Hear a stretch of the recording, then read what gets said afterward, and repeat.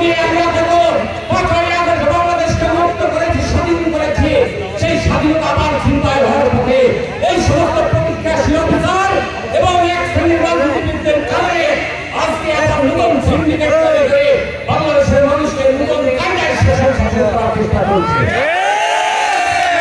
নির্বাচন দিয়ে ক্ষমতা দিয়ে এই সমস্ত অপকর্ম থেকে এবং বাংলাদেশের মানুষকে রক্ষা করতে হবে এবং যে চেতনার স্বপ্ন নিয়ে আকাঙ্ক্ষা নিয়ে একটা সামনের বাংলাদেশ, ভালোবাসার বাংলাদেশ, একটি সুন্দর বাংলাদেশ, সোনার বাংলাদেশ, নতুন বাংলাদেশ গড়ার যে স্বপ্ন ভাইরা দেখিয়ে গেছে, সেই রক্তের পথ ধরে ইনশাআল্লাহ আমরা এগিয়ে যাবো।